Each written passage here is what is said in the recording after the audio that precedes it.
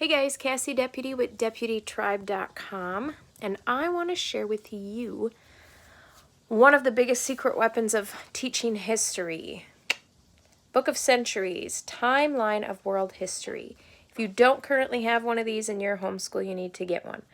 Basically what it is, and there's many versions. There's free online versions you can print. There's ones that you can buy just off Amazon. But basically, without showing you how messy my room is here, it is a book that has dates on it, okay? And as you're learning history in your homeschool with your kids, you continually add to this. And see, this one I got has like ancient times, Middle Ages, modern era. What else does it have? I'm just going to flip this camera so we can look at it together, okay? Boom. Let's see, modern age. So let me find a good page here.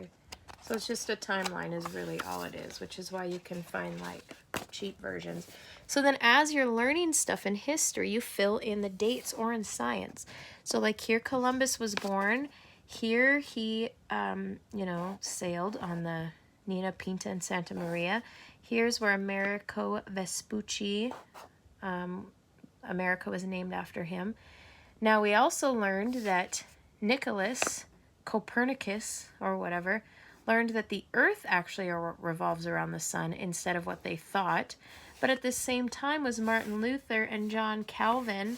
And so you can get a better picture. Here's when Galileo invented the telescope, and that was not far from when the Pilgrims landed at Plymouth Rock. So it's a really fun tool, and you can fill in anything you learn from science, from history. If your kids read a biography and they're interested, like my kids just read about Wolfgang Amadeus Mozart, and we put him in on our timeline. And it was interesting that he was around the same time as something else we had learned in history. So I wanted to share this with you because on Mondays, when we have our family Sabbath, oftentimes the kids will present to their dad what they've been learning. So they'll pull out their notebooks and they basically like practice public speaking, and they share with us what they've been learning.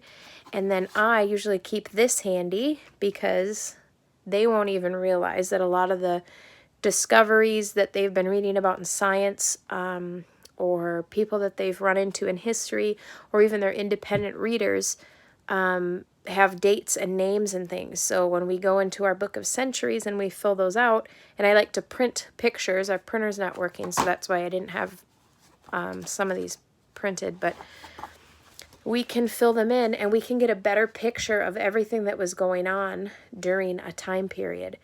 And so we can see here that Christopher Columbus's voyage may have inspired this guy to discover that, which may have inspired Galileo, because Christopher Columbus was inspired by a mathematician that studied the stars, and then that may have had an impact on the Pilgrims heading west. So there's a lot of cool things that you can think about when you see the picture in full color. So if you don't have a Book of Centuries, it's not too late. Go get one and start filling it out.